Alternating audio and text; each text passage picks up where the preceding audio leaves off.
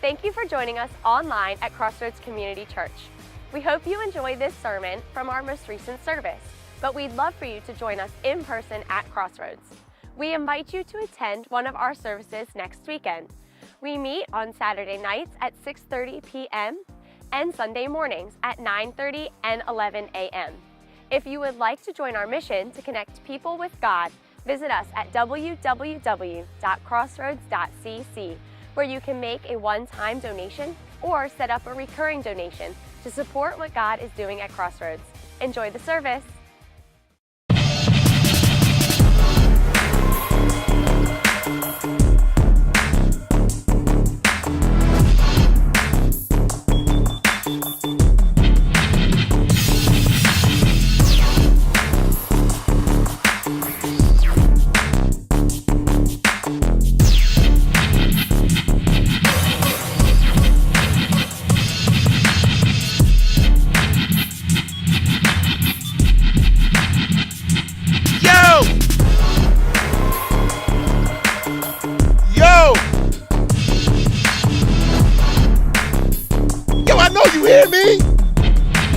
Mrs. Edwards!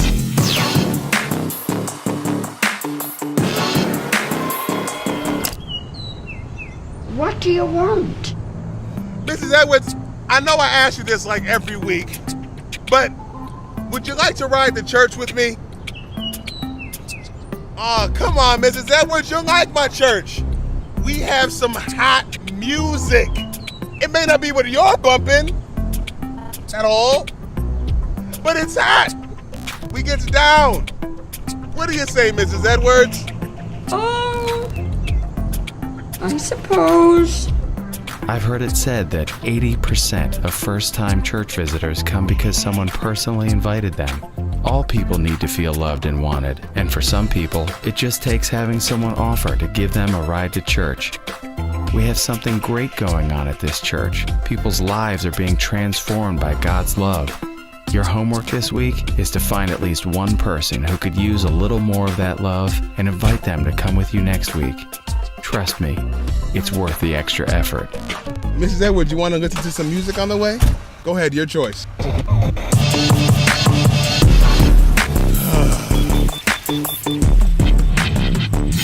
Okay, here we are.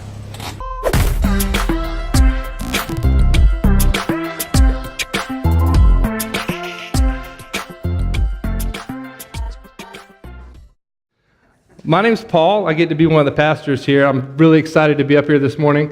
Aaron is taking the day off.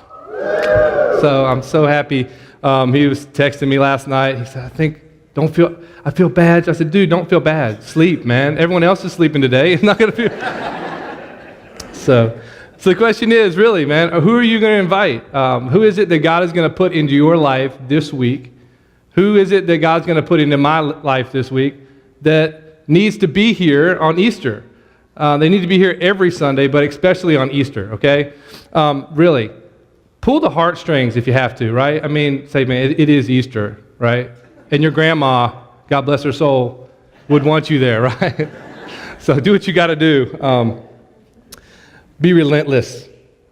So the schedule for Easter, it's a little bit different. It's going to be our schedule from here till Jesus comes back. 9 and 11, all right? So 9 and 11, so you can remember that, 9/11, okay? You might be able to remember that, okay?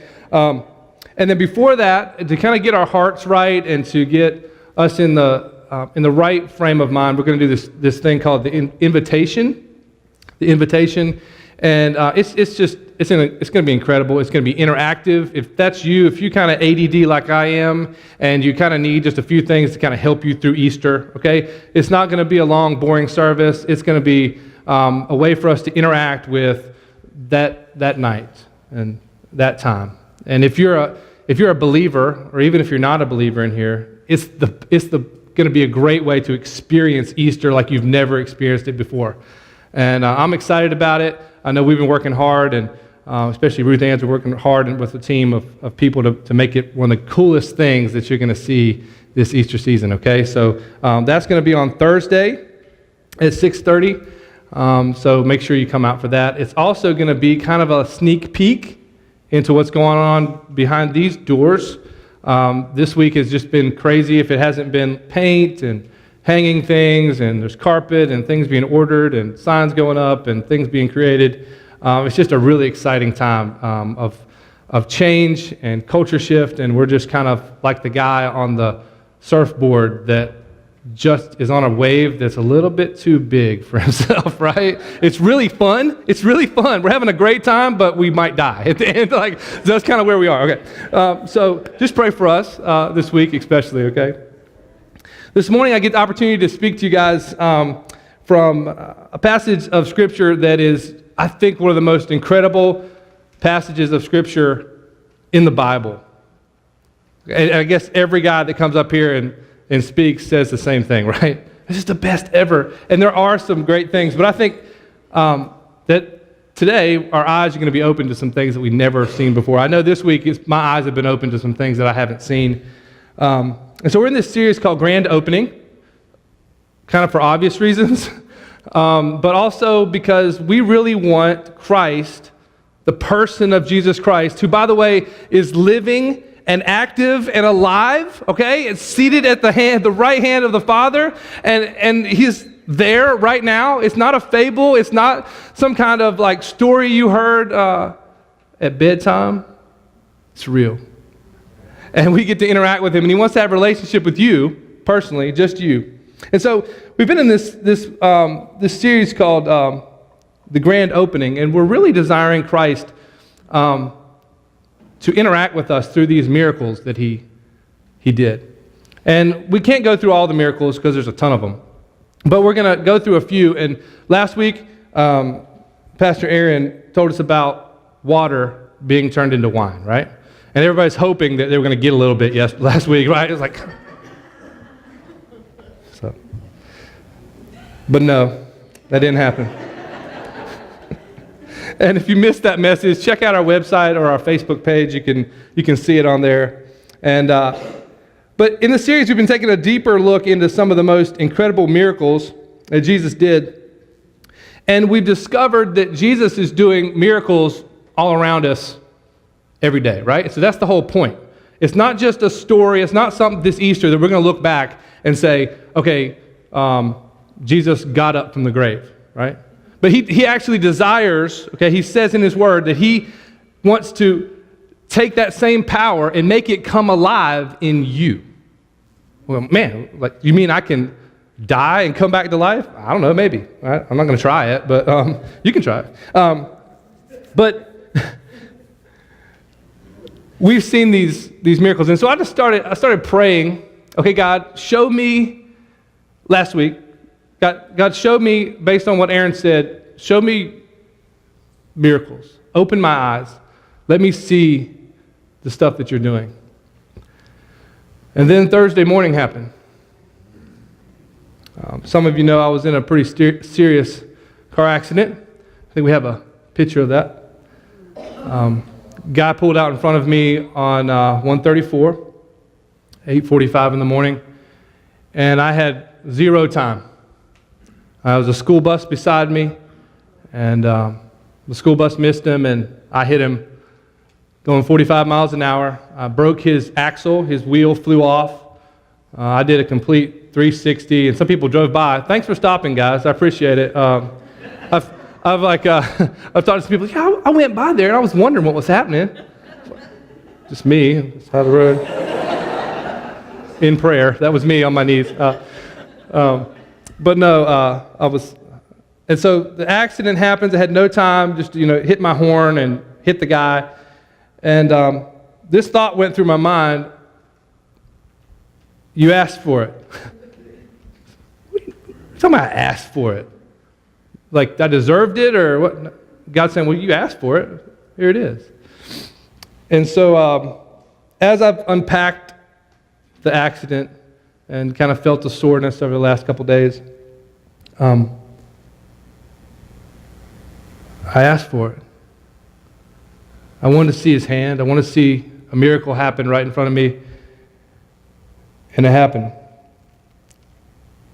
And I've only told one or two people this, but when I hit the gentleman, I felt, and it's kind of spooky, but I literally felt somebody hold me. Just like this. And now that I look back on it, when I should have been, I had my seatbelt on, but when I still should have been in my windshield and in the dash of my car, I was spinning like this. I hit a guy and I was just spinning, and my back was up against the back of the seat like this. And I was just kind of spinning around. And the more I started thinking about it, I was like, that's not natural. Right? When you get hit like that, you come forward and you're kind of all up in the... And I was just kind of... I don't have any burns from the seatbelt. My airbag didn't deploy. Yeah. And the paramedics kind of run up there, and I kind of got out of the vehicle, and there's fluid. I didn't know if it was gasoline or what, coming out of both of the vehicles. And paramedics come up and they say, where are you bleeding? Right?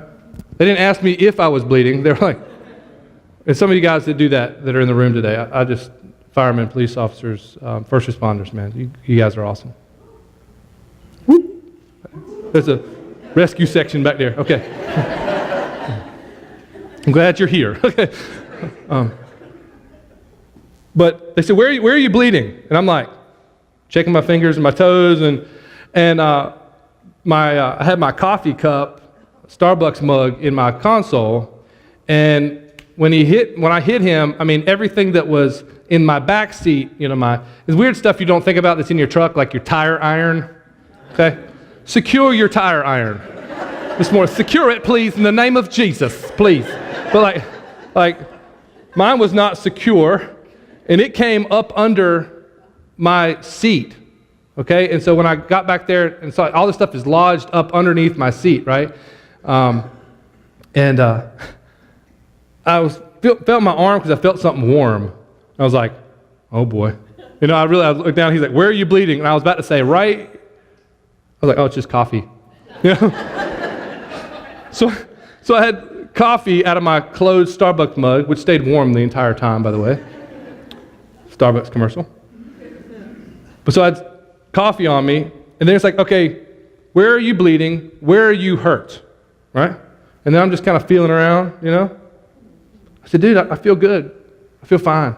Go check on that guy. And I was the calmest. I was more calm then than I am right now, talking about it, right?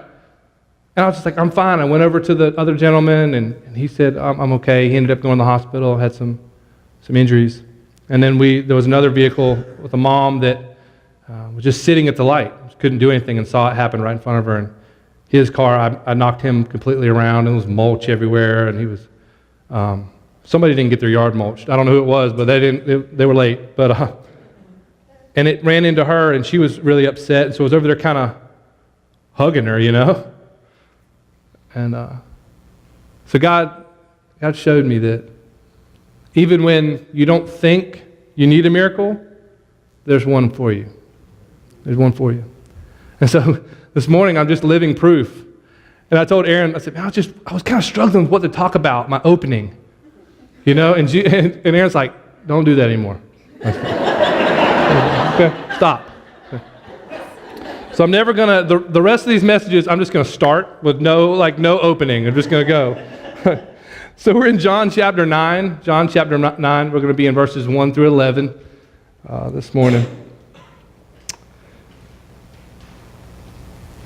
And so it's just been a crazy week.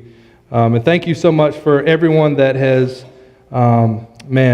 brought their car by my house to help us out, and have prayed for us in the texts and the Facebook messages and all that kind of stuff, except for the people who just drove by. But I'm sure you said a little prayer, so I appreciate that. John chapter 9, verse 1, as Jesus was walking along, he saw a man who had been blind from when? Birth. Rabbi, his disciples asked him, why is this man born blind? Was it because of his own sins or his parents' sins? Right? You hear the voice that they're saying it with? We're not like him. Why is he blind and we can see? Okay, we're not going to go into a lot of that this week, but man, come on, people. If you see somebody that's like down and out, don't be like, why are they poor?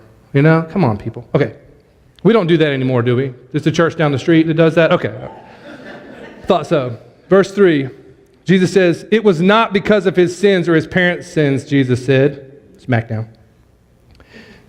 This happened so the power of God could be seen in him. We must quickly carry out the task assigned to us by the one who sent us. The night is coming when no one can work. But while I am here in the world, I'm the light of the world. Then check this out, okay? Then he spit on the ground. I have a 3-year-old. Don't spit. Stop. No. Don't. You know, that's what I'm doing right now. Every time I spit, you know, my son spits. And I'm like, oh, sorry, ma'am. Because I have aim and he doesn't have aim. You know what I'm saying? Like, I'll spit, like, and it's like, sorry, man, I won't spit ever again. So then he spit on the ground and he made mud with his saliva. Even more disgusting. All the middle schoolers in here are like, yes, this is awesome. Okay. And then he spread the mud over the blind man's eyes and he told him, go, wash yourself in the pool of Siloam. And Siloam means sent. Isn't that funny? So the man went and washed, and he came back seeing. And his neighbors and others who knew the blind beggar asked each other, isn't this the man who used to sit and beg? Some said he was, some said no, he just looks like him. But the beggar kept saying, yes, man, I'm the one. They asked, who healed you? What happened? And he told them, the man they called Jesus made mud and spread it over my eyes. He said, go to the pool of Siloam and wash yourself. So I washed, and now I can see. I don't know what it's like to be blind because I've never been blind. But it's really cool this morning. We're going to try it out, okay? We're going to try it out. So if you've got kids or an open purse, okay, no one's going to steal anything from you, okay? Just hold your wallets. And like with your kids, I mean, it's okay. Just kind of keep your eyes half closed because if your kids are like mine is, like if once you close your eyes, it's like attack mommy and daddy time. And it's like close your eyes, bam, steal something, you know, like tickle or whatever. So just kind of half close your eyes. So, but do me a favor, just close your eyes. It's interesting that we can't really try out any of the other miracles that Jesus did. Like I was hoping last week maybe water and wine, you know, but no. And then next week, I don't want to bring dead bodies in here and see if we can bring them back to life. So I was thinking, let's try this one, okay? Because I can't imagine what it's like to be blind. I can't imagine not seeing the face of my wife. I can't imagine not seeing the sunrise or the sunset. And see, as we close our eyes right now, we can bring pictures to our mind. If I said the word grandma, your mind automatically thinks of maybe your grandma. I didn't know my grandparents. They died before I was born. But I think of Mary's grandpa, his face. And if I say bicycle, many of you think about your first bicycle. Or maybe that little tricycle, or maybe that Hot Wheel, big wheel. You think of skinned up knees and summer nights. Speaking of summer nights, when I say popsicle, you think of having a little red mustache, right? Being sticky all over. When I say mom, when I say dad, when I say best friend, when I say your first car, what comes to your mind? My mind goes to a 1978 Cheyenne pickup truck that my friends called the Kamikaze because it had two dual gas tanks on outside of the frame. If anybody hit me, there would be an explosion. You can open your eyes now. See, we have something that this blind man never got. See, when you're born blind, you don't get the opportunity to make these pictures in your mind. So when you said mom or dad to this blind man, you know what came to his mind? Darkness. When you said first bicycle, or whatever they rode on, wheel, he thought of nothing. When you said popsicle, when you said lake, when you said river, when you said fish, nothing but darkness would come to mind. And can you imagine that? This is where our paths separate from this man. So I want to go into just a little bit of some of the science. I don't really understand it very much, okay? I may not be a very smart man, okay? Because when you start looking at some of these things, man, like you feel really uneducated, right? But there's things that go on in your brain when you're a baby, okay? That it's almost like a Polaroid picture, you know what I'm saying?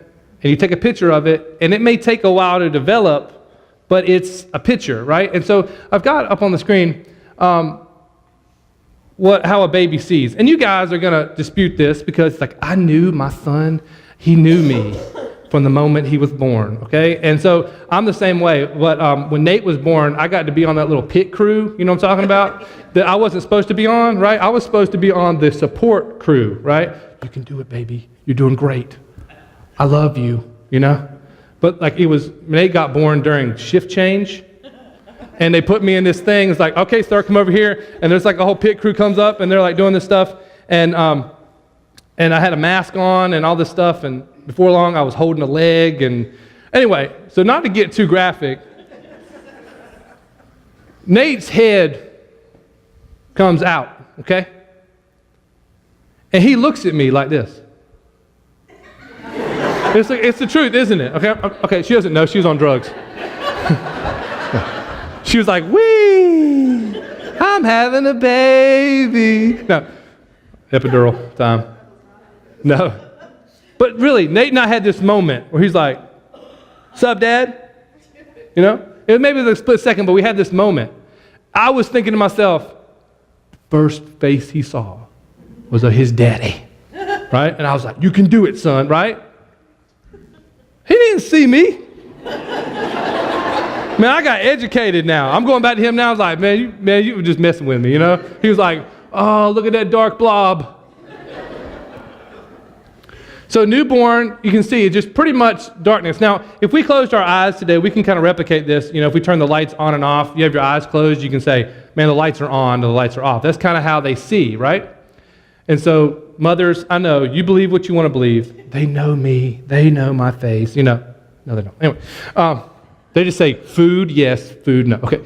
4 weeks, you can see it kind of gets a little bit more blurry. 8 weeks, 3 months, 6 months is kind of where the sight starts to develop. And all this is, like I said, kind of like a Polaroid picture. Their brain is taking pictures of things, and it's just taking a while for it to develop. Okay? Now, the blind man never got these opportunities. His parents could have taken him to Disney World as many times as they wanted to, or Jerusalem World, or whatever it is, okay? As many times as they wanted to, but he never would have got any of these pictures in his mind. Mickey Mouse would never be there because he was born blind. Jesus healed other blind people, but this miracle, it's very specific in saying that he healed a man born blind. And even later on in the chapter, if you read on, I think it's verse 32, he says, no one in the whole world had ever heard of anyone regaining their sight after being born blind. No one in the whole world had never heard of this. Okay, there's no sorcerer, there was no magic man, there's no doctor that could accomplish this. And not to mention, this guy, okay, he's never seen before, and then people around him are like, you're a sinner. You're a sinner. You beggar sinner, right? The reason why you're there is because you're a sinner, right? They probably mocked him every day. And imagine this day. Imagine you're the blind man. It's a special day. it's the Passover.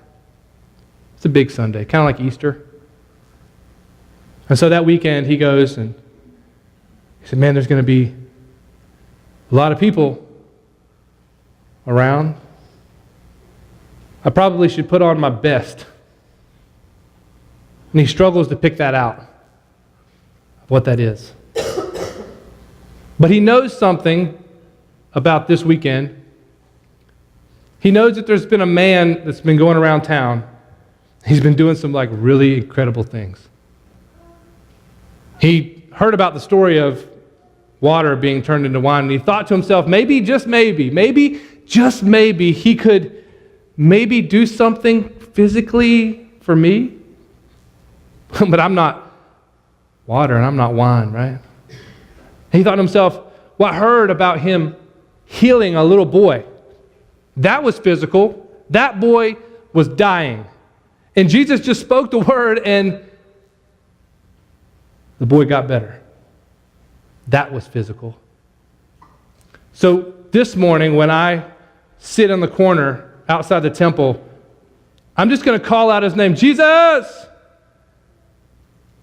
Jesus! Jesus! Maybe he'll come near me. Maybe if I just touch him. Maybe I'll just stick my hand out and maybe his robe will touch me. Maybe it'll heal me.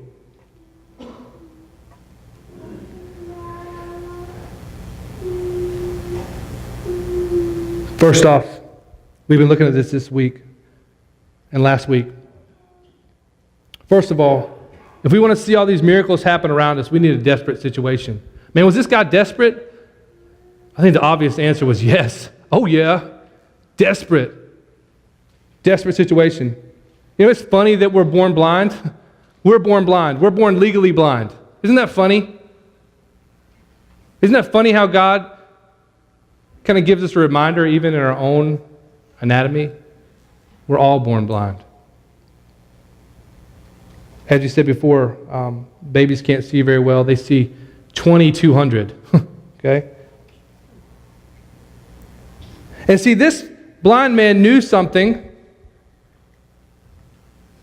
because he didn't have all these pictures that he could fall back on. It's funny in the anatomy of a human, if you take a patch and you put it over a baby's eyes when they're born, just say one eye, if you keep that patch on too long, they'll be blind in that eye the rest of their life. The brain will never connect the dots with that eye. It will for the other eye. So there are windows of opportunity in our eyesight that open and close all the time. And if we miss those windows of opportunity, if there's an injury or something like that, that's how you become blind. The windows are opening and shutting. And see, with this blind man, the windows had been shut. The window of opportunity for him to see had been shut. And he wasn't even thinking that way. He was thinking, maybe just give me a little bit of fuzzy vision, Jesus. Maybe just give me just a touch so I can find my way around town. Like, I would never ask you to have completely healed me of all my blindness because I know that's impossible because that window is gone. It's done. And I understand that. See, no tricks, no surgery, no glasses could help this guy. His desperate situation was even to himself that he was too far gone. It was over. It was done. Doctors would call this irreversible. An irreversible situation. Question this morning that I want to bring out, that I want you to walk out of here with. What is it in your life that you feel like the window has closed on? What is it in your life that you feel like is never coming back? The window is shut, but Paul, you don't understand, okay? You don't understand because you're new here, okay? You don't understand me. My marriage is not coming back, okay? My marriage is not coming back. He hates me. She's done. She cheated. I cheated. The papers have been filed. The addiction is too strong. The doctor was definite when he told me. The window has been shut. There's no more opportunity. Understand this, Paul. You don't know me. Maybe you've lost count of how many specialists you've gone to. Maybe your last marriage ended in divorce. Maybe repeated mistakes have sabotaged whatever integrity you had. Maybe a social stigma has ostracized you from your friends and your family, or you feel so sexually broken that you're not even sure what healthy sexuality looks like anymore. Those aren't hypothetical situations, people. Those are the people Jesus healed. Because he healed the woman with the issue of the blood, and he healed the woman at the well. He brought in the tax collector and the leper and the woman caught in the act of adultery. That's what Jesus does, people. Maybe I don't know you. Maybe I don't know you, but I know him. Maybe I don't know you, but I know me. And I know my pain, and I know my brokenness, and I know the things that I look at in my life and say, man, it's over. The window is shut. Man, that window has been sealed. It's done. Jesus, I'm going to ask for another miracle because you could never do that. We need unreasonable obedience. What was Jesus up to here, man? The spit and the hike, okay? The mud. It's over 100 steps down the pool. We've got a picture of it here. This is the pool of Siloam. Man, why would you send a blind man down there, man? Are you kidding me? And the Bible doesn't tell us that he took anybody with him. All right, he says, man, go wash yourself. Go wash yourself. He doesn't say, get your friends, have them carry you down to the pool, okay? No, this is over 2 miles away from the temple. It's downhill, okay? Even if you brought back pictures in its best condition, this is a slippery place, people. No place for a blind man to be. He said, man, go down there to the pool of Siloam and wash yourself, okay? Jesus always gives us some kind of unreasonable obedience. Not to mention, this guy's blind and he's got mud over his eyes. Okay, are you kidding me? I mean, you're walking through here and it's like, hey man, isn't that the blind beggar that sits on the corner? Why does he have mud over his eyes? Doesn't he know that he can't already see? And it's not just any kind of mud, it's spit mud. Okay? Spit mud.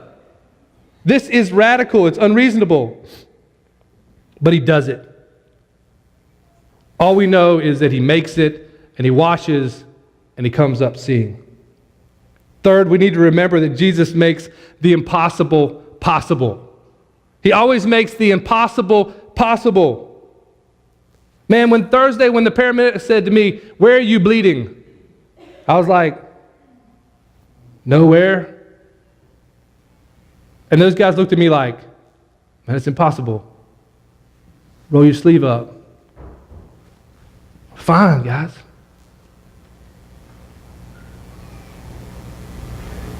This man also had a problem in his heart.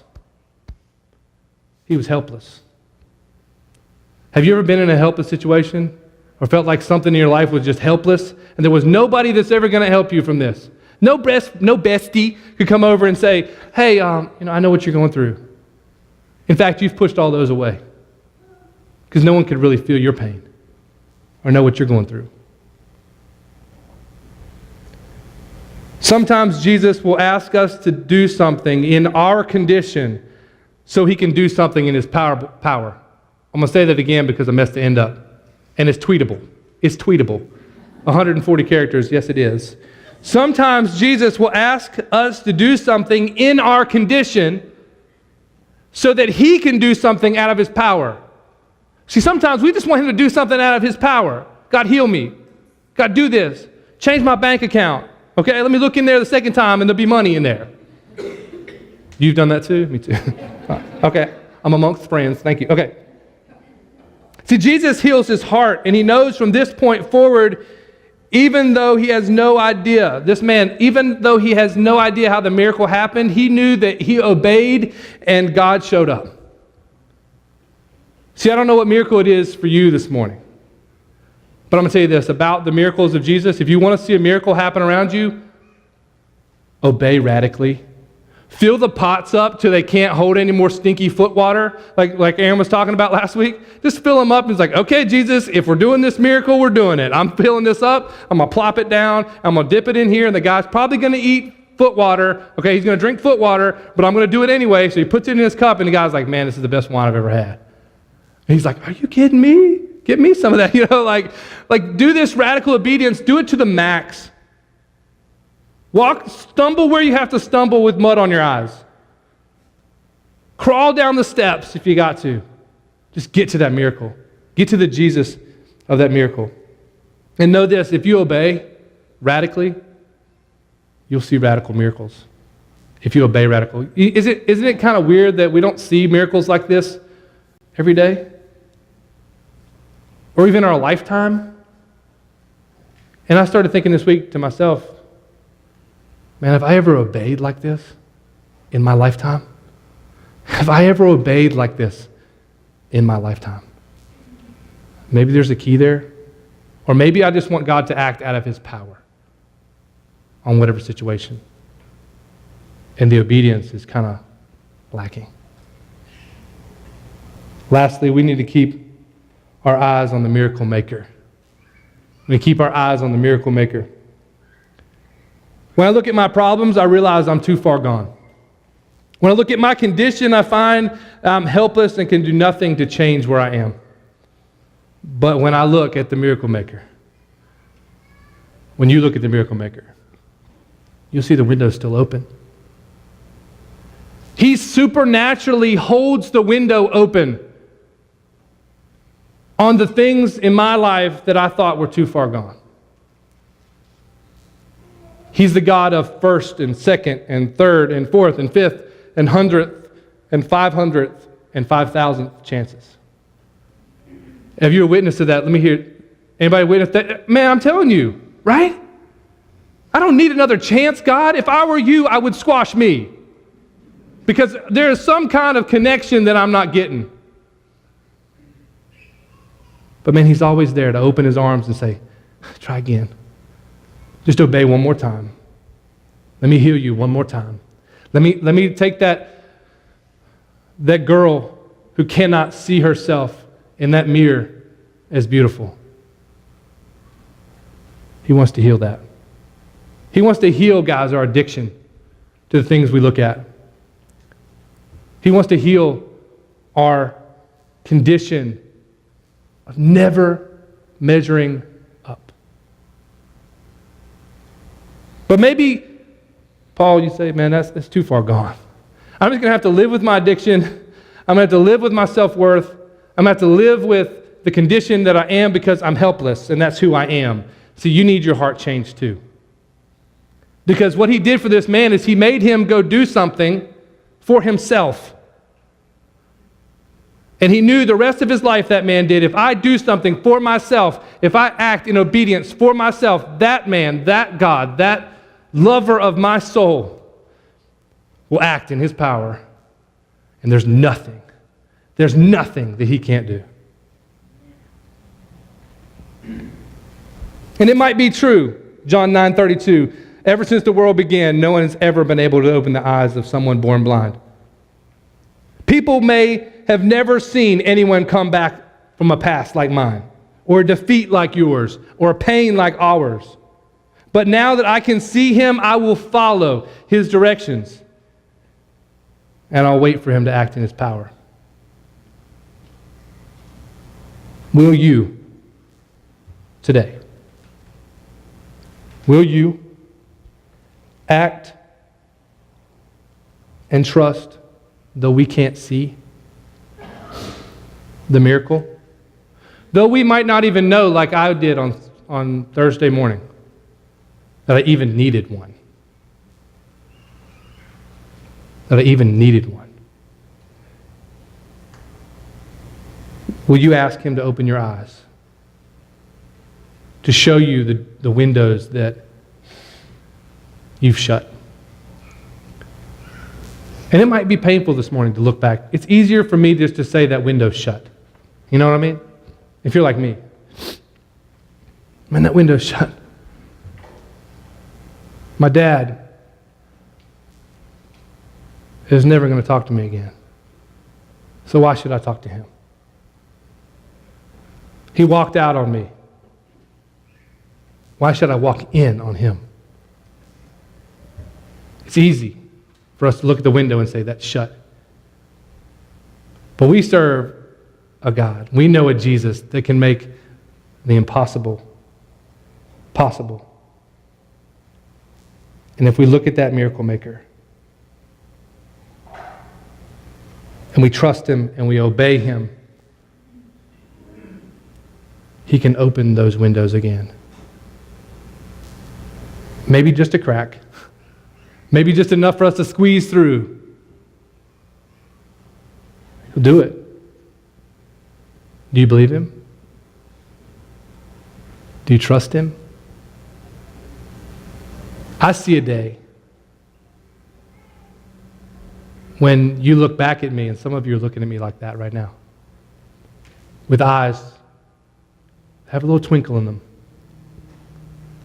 And I know what that means. You've seen him. You've seen him. You know him.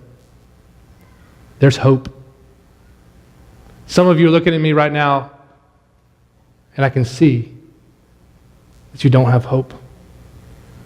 You need to have a radical collision with the miracle maker this morning. I'm going to be up front. There's going to be a prayer team in the back. But you need to know this. Never say never. Never say never. Never say never. Don't you ever say ever, never, never, never. Don't ever say never. Don't even try it. Because around here, we serve a Jesus who says, never? Have you ever? Watch this. And you'll see him, and he'll do the impossible for you. Let's pray. God, we have this incredible opportunity to speak to you this morning. And your word tells us that you know all things. You know what's in my heart. You know my pain. You know my struggle. You know my addiction. You know the things that I look back on and say, God, that's never going to happen. I've never in the whole world ever seen anyone come back from something like that. God, you know my loved ones who are far from you. God, you see my condition. And you love me. And you're ready to act. Help my obedience. Help my unbelief. Help me as we look at these miracles these weeks. I've got to keep my eyes on the miracle maker. Help me realize that these are not just stories. They're not just fables. God, you want to act in my life right now. In this moment, in this room, there are people never in the whole world have they ever seen a God like you. Someone who would love them just the way they are. We got to hear it, Crossroads, God. Our focus is on people just like that, people just like me. And just start where they are. God, would you do this morning what you can only do, that we can't accomplish on our own? God, we're helpless, we're desperate. But open our eyes. Open the windows. God, give us courage.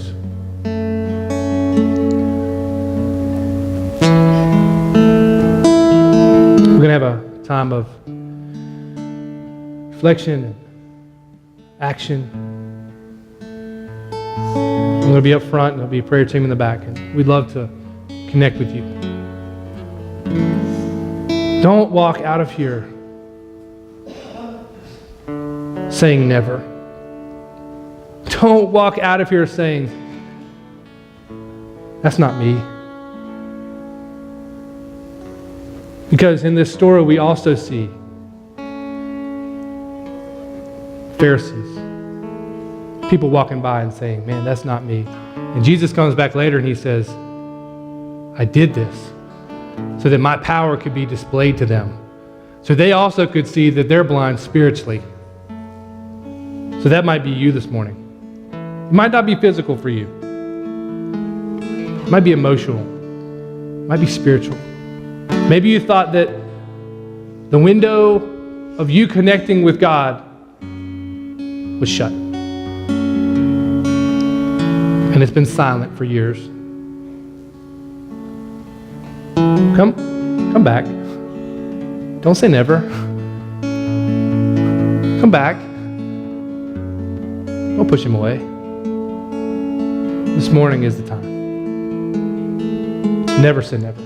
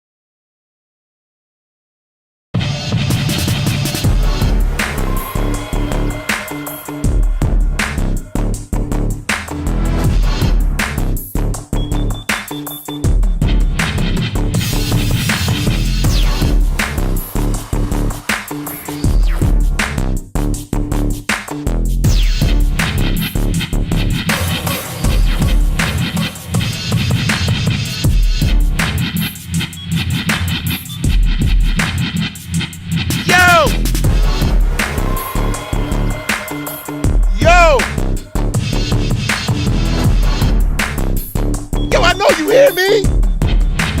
Mrs. Edwards!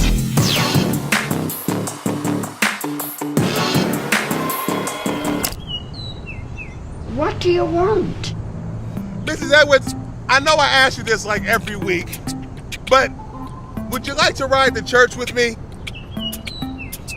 Oh, come on, Mrs. Edwards, you'll like my church. We have some hot music. It may not be what you're bumping at all, but it's hot. We get down. What do you say, Mrs. Edwards? Oh, I suppose. I've heard it said that 80% of first-time church visitors come because someone personally invited them.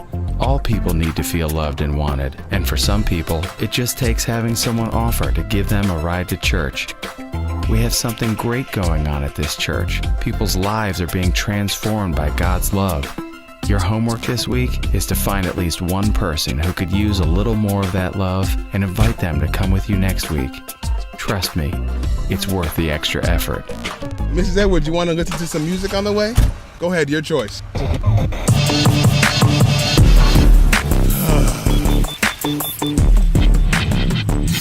Okay, here we are.